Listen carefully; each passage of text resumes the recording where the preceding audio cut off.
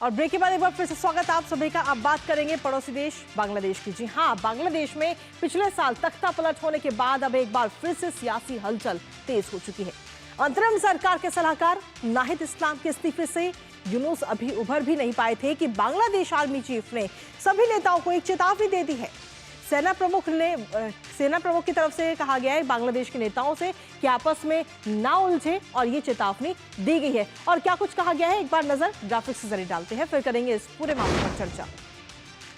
तो सीधे तौर पर बांग्लादेश में क्या एक बार फिर से होगा तख्ता पलट? आर्मी चीफ जनरल वकार उस्मान ने आशंका ये जता दी है तख्ता पलट को लेकर के। आंतरिक राजनीति में दिलचस्पी कहीं ना कहीं आर्मी चीफ इन दिनों लेते हुए नजर आ रहे हैं। और जहां उन्होंने एक तरफ हम देखें तो चिंता भी जाहिर की है, लेकिन साथ ही चेतावनी भी सभी नेताओं को दी है। देश के लोगों को पढ़ा रहे हैं देश प्रेम का पाठ। आर्मी चीफ इस वक्त देश के लोगों को देश प्रेम का पाठ पढ़ाते हुए सीधे तौर पर नजर आ रही है, जिससे कहीं ना कहीं अलग अलग सियासी हलचल देखने को मिल रही है। यूनुस सरकार की अराजकता से परेशान है बांग्लादेश की जनता, ये बात कही गई है। यानी कि जब से ये तख्ता पलट हुआ है तब से वहां की जनता भी परेशान है। और हालांकि आपको ये भी याद होगा कि किस तरीके से हिंदुओं पर लगातार जो हमले हो रहे हैं उनमें भी इजाफा हुआ है।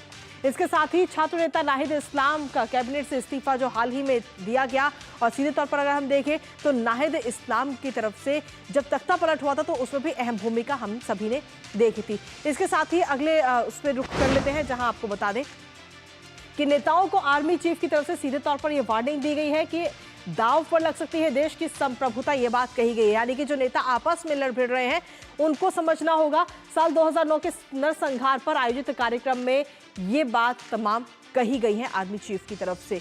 और इसके अलावा उन्होंने कहा कि हम आपस में ही लड़ने में व्यस्त हैं और इसका फायदा कहीं ना कहीं दूसरे लोग उठा सकते हैं, ये बात उन्होंने कही। देश की जो संप्रभुता है उस पर कहीं ना कहीं खतरा है।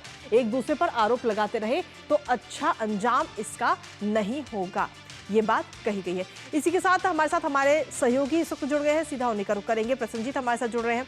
प्रसन्नजीत, अगर देखिए तो पड़ोसी देश बांग्लादेश में अब एक बार फिर से तख्ता पलट की जो आहट है वो कहीं ना कहीं सुनाई दे रही है।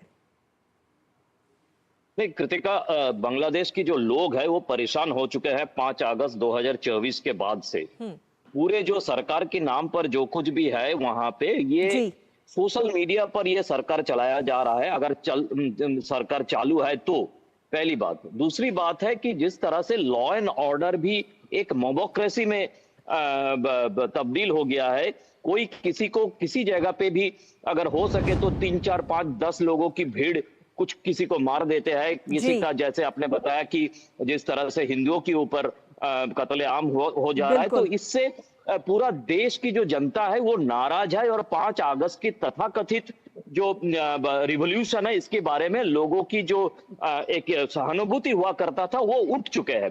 तो इसके बाद अब एक चुनाव की दबाव पूरे दुनिया से आने लगे हैं बांग्लादेश के ऊपर, जिस चुनाव को यूनुस सरकार ने टालने की कोशिश में था। बिल्कुल। तो अब क्या हो गया, जब चुनाव करना जरूरी हो गया तो ये जो तथाकथित छात्र नेता हुआ करते थे, जिनकी बारे में काफी सारे संदेह है देश के लोगों का, वो सारे अब निकल के एक राजनीतिक दल शुक्रवार को वो घोषणा करने जा रहा है, शायद ऐसा ही बताया जा रहा है।